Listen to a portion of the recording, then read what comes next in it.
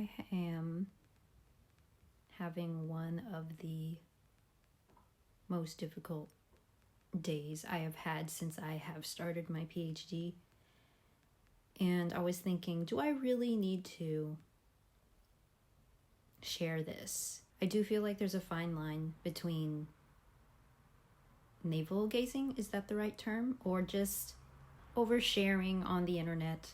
To provide some context, being from California, the fires, worrying about my family, my friends, being far away, the Trump inauguration, worrying about my friends, my family, who are losing their basic rights, who are struggling to even just be themselves. And on top of that, I don't know what has been in the air, but I have been dealing with a lot of unhelpful people in regards to the academia surroundings. When I was speaking to a lot of my friends, I realized that this sadly was not uncommon.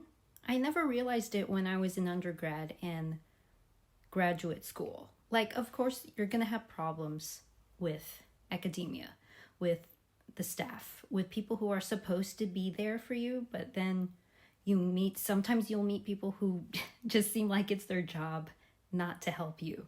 I do remember a few cases of that in the past, but significantly more so here. That's not true for everyone. I will say that I've met some lovely people. But it has got me thinking about the way students are treated by others because people look down on them, particularly if you're younger. Maybe if you're younger, you don't feel like you have a voice or a right, but you do. You're paying so much money to be here, to pursue your dream, to pursue your degree, and then you're just gonna have somebody who could care less about helping you, even though you're under significant stress, and potentially first time away from family, first time trying to live in a flat with people, first time figuring out who you are when you're separated from that. I'm just talking about how students need to advocate for ourselves. As students, we need to advocate for ourselves. If you only take away one thing from this diary vlog, stop justifying others' mistreatment of you as a student. I've met so many people that were like, well, what can I do? Even though they're treating me this way, what can I do? That's the way things go. But then it's like, if it's something that will help you, you genuinely know you're not just being too much. And I swear 90% of the time that people feel like they're being too much, they're not. They're just self-gaslighting themselves because everyone around them doesn't want to go further than their job title. They don't want to go the extra mile. Some people don't even want to go the bare minimum. In an Uber ride with this man, and I was kind of just venting to him about a company that I was dealing with. And he was like, you're not being too much. A lot of students don't say a word because they're afraid. The company is in the wrong and they know it, and they don't care because nobody speaks up and because students are assumed to be young and naive. He was like, it doesn't matter if you're international. You have rights.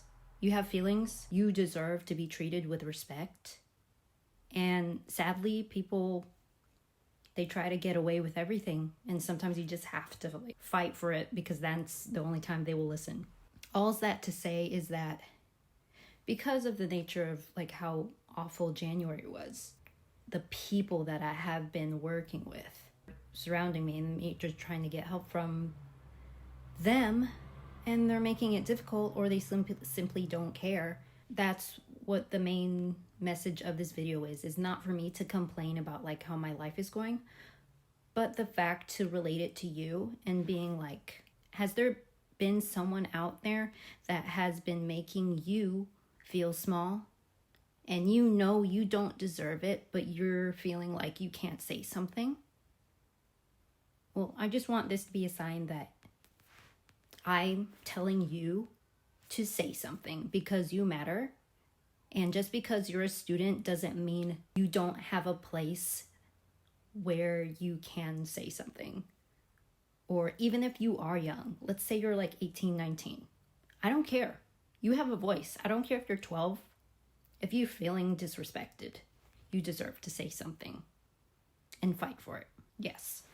Here's a little snapshot of how challenging it is to be able to manage all these emotions as a student and then fight for yourself at the same time. Sadly, like all of us go through it.